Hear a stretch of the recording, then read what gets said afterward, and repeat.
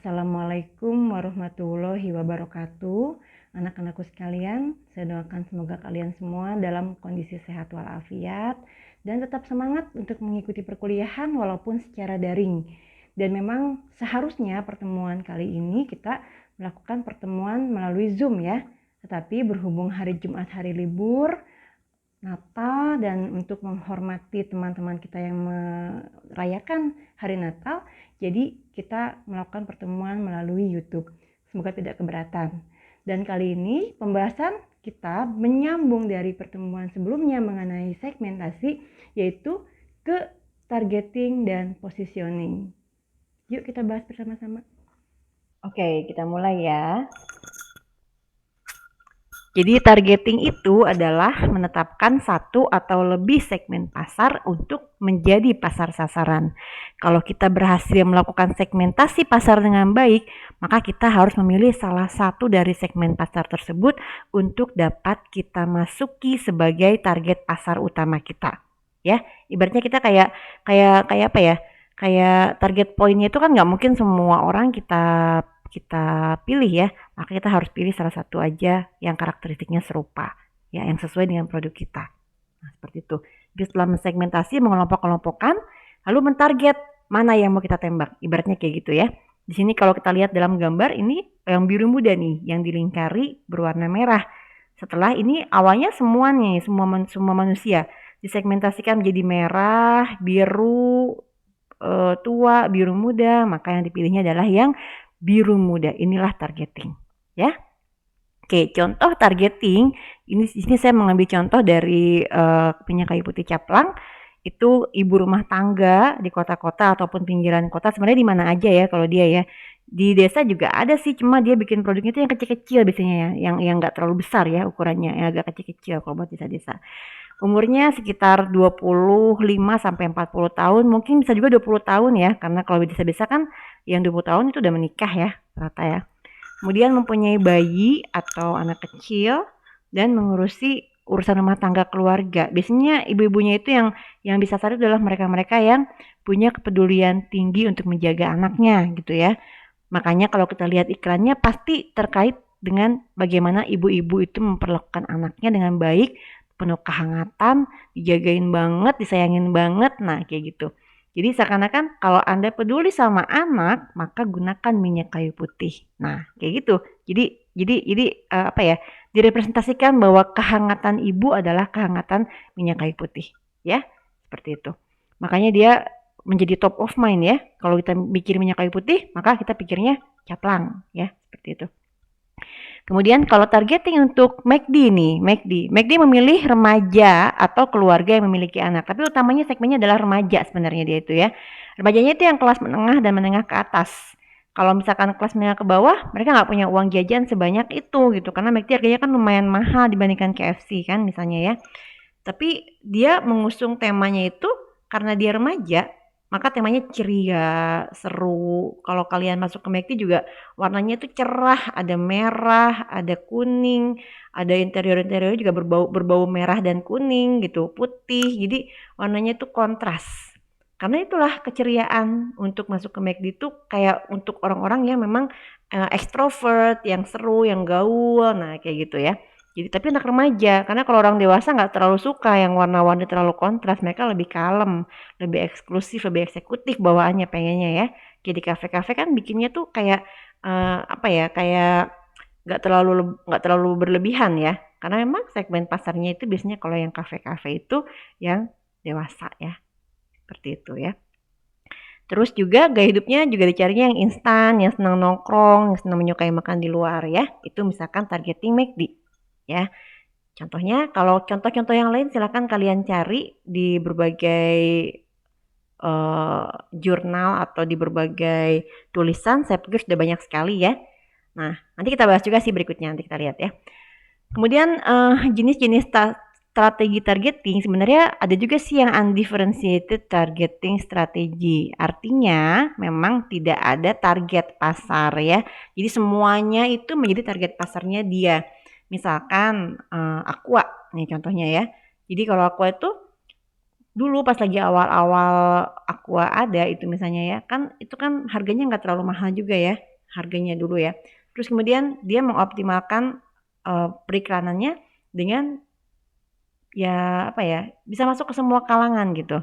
Kalau Aqua itu ya, bisa masuk ke semua kalangan dan saya pikir juga tidak terlalu beda jauh harganya dibandingkan produk-produk air minum dalam kemasan yang lainnya ya di Indonesia ya.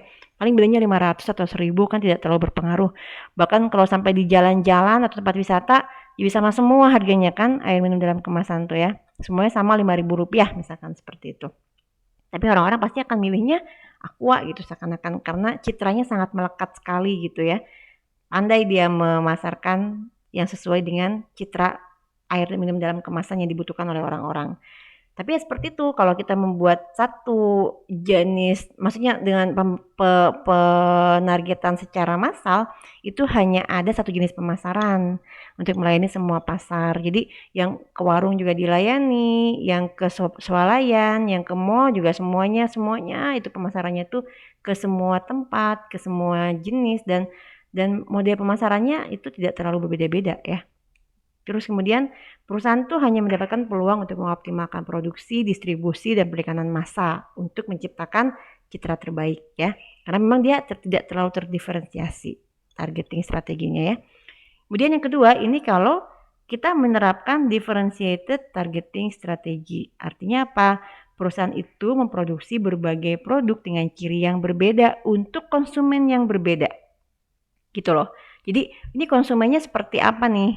Konsumennya macam-macam sebenarnya. Kalau di Bogor dia pengen perusahaan ini secara keseluruhan, misalkan target pasarnya adalah Bogor misalkan gitu. Maka dia ingin membuat berbagai macam jenis produk yang bisa masuk ke semua jenis pasar. Misalkan nih kalau dia membuat baju ya, baju misalkan, maka buat yang desain menengah ke atas dia punya, menengah dia punya, nah ke bawah dia punya. Misalkan. Boleh seperti itu ya. Contohnya di sini adalah yang tadi pernah saya bahas kemarin ya, Samsung, Toyota, itu dia menciptakan berbagai jenis produk untuk berbagai jenis konsumen. Ya, ini biasanya kalau perusahaan yang memang punya banyak sumber daya ya, sumber daya uang, modal, terutama manusianya ya. Jadi kita bisa membuat differentiated targeting strategi.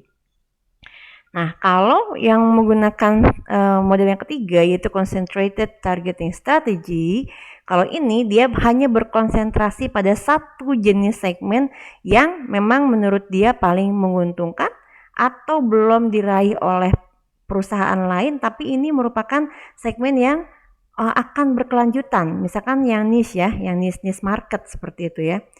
Contohnya nih, Chanel katanya kan, Dior, perusahaan-perusahaan yang agak relatif mahal, dia udah menengah ke atas aja pokoknya, menengah ke atas karena mereka memang yang mampu untuk membeli barang-barang harganya mahal ya. Cukup satu segmen aja gitu. Terus komoditi produk organik misalkan, yaitu hanya untuk orang-orang yang punya penghasilan relatif mencukupi, relatif lumayan, dan punya image terhadap kesehatan atau pemahaman terhadap kesehatan yang lebih baik dibandingkan orang-orang kebanyakan ya, misalkan seperti itu. Itu udah terkonsentrasi. Misalkan perusahaannya bikinnya hanya organik saja. Tapi saat perusahaan itu produksi baik organik maupun bukan organik, maka dia masuknya ke atas differentiated targeting strategi.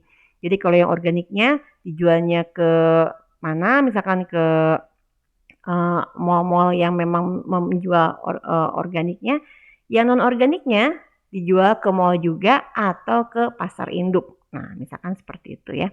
Walaupun ini berbahaya juga sih kalau digabung, nanti kan akhirnya pestisidanya kan akan nyampur kemana-mana ya. Tapi ini sebagai contoh saja ya. Nah, yang keempat ada yang namanya custom targeting strategi. Itu pendekatannya pada konsumen yang bersifat individual. Sebenarnya saya kurang paham, makanya saya ini kosongkan terlebih dahulu ya. Mohon maaf. Jadi terhutang saja ya nanti pertemuan berikutnya. Saya berpikirnya lebih ke multi level marketing ya, tapi entahlah, nanti kita coba cari tahu ya. Mohon maaf ya. Oke, jadi itu targeting ya. Menargetkan mana pasar-pasar yang paling kita rasa itu akan paling menguntungkan buat kita. Nah, yang ketiga, strategi yang ketiga dari strategi segmentasi pasar adalah positioning. Nah, ini juga berat. Positioning itu adalah kegiatan merumuskan dan menerapkan citra produk di benak konsumen. Jadi Gimana caranya agar konsumen yang yang kita target itu saat menerima representasi produknya itu dia akan berpikir, oh iya bener ya, ini produk ini buat saya banget nih, cocok banget nih sama kebutuhan dan keinginan saya gitu. Gimana caranya agar saat konsumen berpikir mengenai minyak kayu putih maka dia langsung terpikir Caplang yang target kita. Bagaimana caranya saat kita konsumen berpikir saya butuh es krim yang enak misalkan, maka si es krim si konsumen itu berpikirnya langsung Walls atau Campina. Tapi kalau misalkan yang orang menengah ke bawah dia langsung berpikir Aice misalkan ya. Aice itu kan harganya murah meriah tapi enak juga kan. Nah, jadi uh, es krim enak, harga murah Aice. Es krim enak, harga agak mahal Campina misalkan. Es krim mahal banget, Häagen-Dazs misalkan kayak gitu. Jadi itu sudah harus nempel di benak konsumen kita ya. Konsumen kita tuh pengen pengen pengen pengen di pikiran mereka tuh terhadap produk kita tuh apa. Nah, itu yang akan kita tempelkan di ingatan mereka. Dalam bentuk promosi lah, produknya mau seperti apa, kemasannya, karena itu akan menempel jelas gitu di benak konsumen ya. Jadi ini tapi kita harus paham betul apa yang dipikiran di target konsumen kita. Ingat ya, harus dipahami betul. Jangan sampai target konsumennya kemana, positioningnya kemana gitu. Jadi harus linear. Termasuk dengan bauran pemasarannya, 4P-nya. Itu harus sedemikian rupa sehingga sesuai dengan produk representasi produknya sesuai dengan apa yang ada di benak konsumen, sesuai apa yang kita inginkan konsumen untuk menerimanya ya. Jadi nyambung gitu. Kita pengen konsumen berpikir A dan konsumen ternyata berpikir A. Nah, itulah positioning ya. Contohnya nih, positioning berdasarkan perbedaan produk ya. Ini dilakukan kalau produk kita memang memiliki kekuatan yang nyata dibandingkan pesaing ya. Atau konsumen dapat merasakan perbedaan manfaatnya. Contohnya ini kalau saya lihat ini misalkan nih fruity. Fruity itu minuman teh segar rasa buah. Orang tahu kalau misalkan fruity itu adalah minuman teh yang segar-segar tapi pengen ada buah-buahnya. Maka larinya ke fruity misalkan gitu ya. Dan biasanya untuk generasi muda makanya gambarnya cerah banget. Terus kalau iklan juga iklannya anak-anak muda gitu. Karena kalau yang tua-tua mungkin mikirnya aduh nggak pengen banyak-banyak rasa-rasa gitu. Dan juga nggak terlalu banyak suka gula-gula kan. Nah kayak gitu. Kemudian contoh lain adalah Martha Tilar. Martha Tilar ini adalah produk kecantikan wanita Indonesia yang bernuansa tradisional, Sari Ayu ya. Jadi kalau kita lihat iklannya itu tradisional banget memang gitu dan cantik-cantik ya, eksotiknya orang Indonesia gitu ya. Seperti itu. Kemudian yang kedua, contoh positioning berdasarkan kelebihan dari atribut produknya. Jadi mengidentifikasi dulu atribut apa yang dimiliki oleh suatu produk dan manfaat yang dirasakan atas produk tersebut ya. Contohnya di sini adalah saya lihat Energizer. Dia menerapkan banget gimana caranya agar orang-orang berpikir bahwa kalau kita pengen produk yang baterai yang tahan lama itu pakainya Energizer. Itu dia ibaratnya kayak apa ya? Kalau kelebihan dan atribut produk itu kayak head to head ya.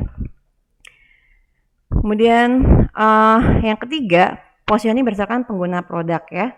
Ini pengguna produk yang perempuan banget misalkan nih, maka dia akan memilih e-commerce-nya, marketplace-nya itu Shopee misalkan. Shopee itu kebanyakan buat perempuan produknya ya. Jadi kalau perempuan pengen belanja online, maka ke Shopee, ibaratnya seperti itu.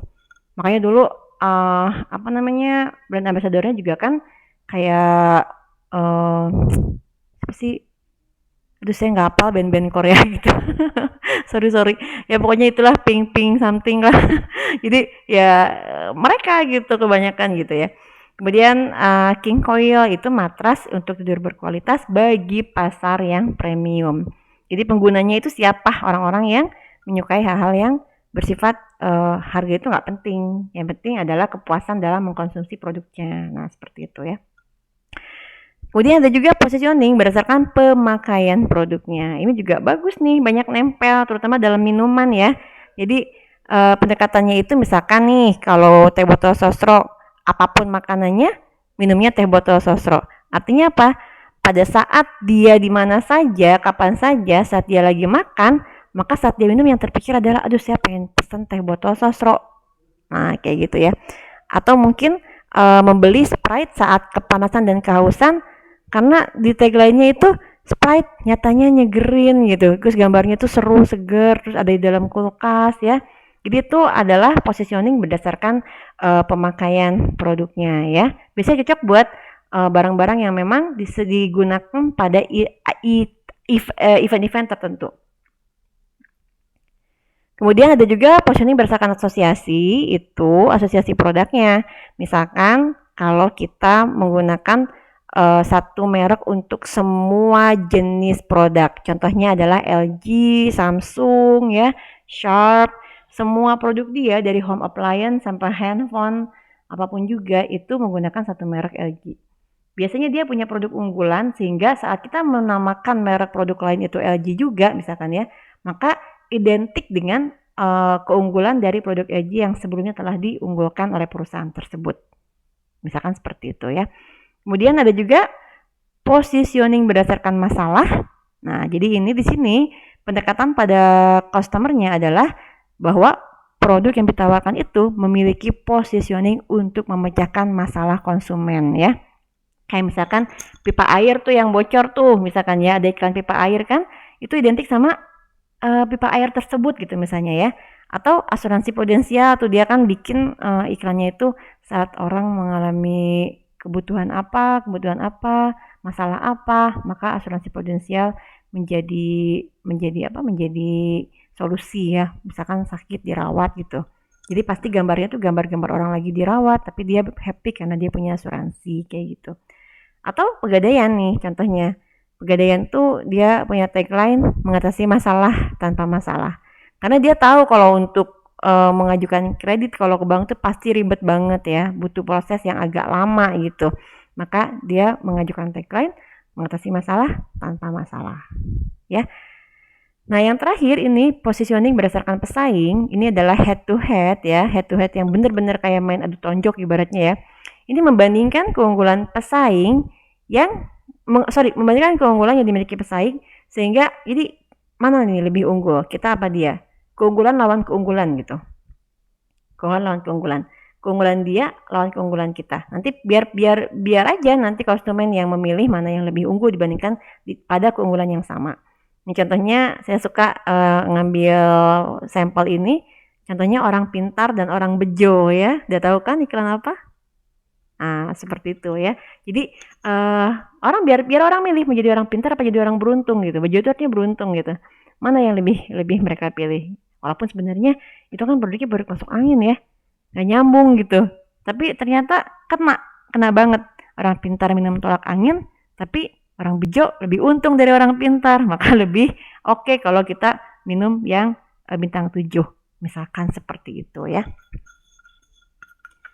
Nah, ini proses positioning ya.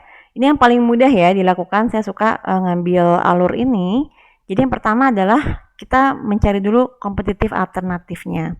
Ibaratnya kalau kita nggak ada, kira-kira customer itu akan menggunakan produk apa? Berarti produk kita kurang lebih sama seperti produk yang dipilih oleh si konsumen kalau kita nggak ada. Nah, berarti kita itu identik sama produk tersebut. Ya, hampir mirip dengan produk tersebut.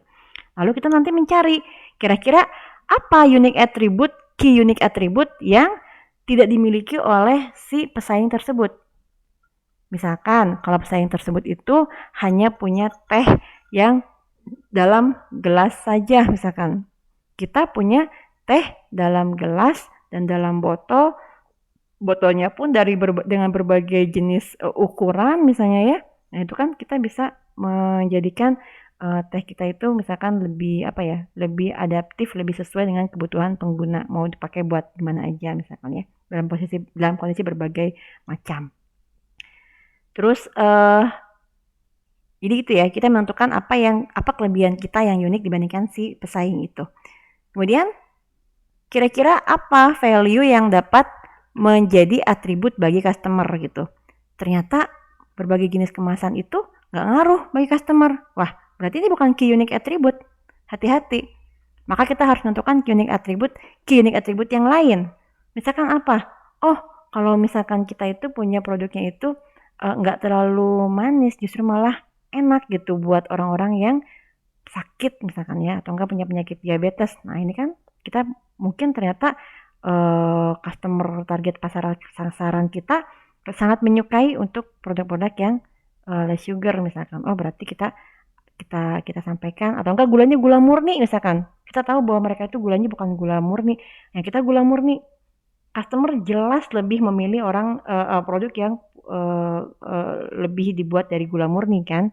Nah, berarti ini menjadi key unique atribut kita. Ya. Terus cek juga siapa customer yang peduli sama kita ya sama value kita, maka itulah customer target yang benar-benar sudah paling sesuai dengan posisi produk kita. Nah, sehingga akhirnya kita dapat membuat value sehingga sesuai dengan target segmentasi yang kita tetapkan sebelumnya. Ini contoh beberapa brand yang saya pikir segmentasi pasar, targeting, positioningnya udah sangat bagus ya, sudah sangat bagus, sangat melekat di kepala kita. Yang artinya kalau kita melihat labelnya aja kita tahu itu apa. Gambarnya perempuan ini kan, gambarnya Dewi gitu. Tapi kita tahu itu bukan produk kecantikan kan, kita tahu gitu. Terus yang U ini kita tahu apa.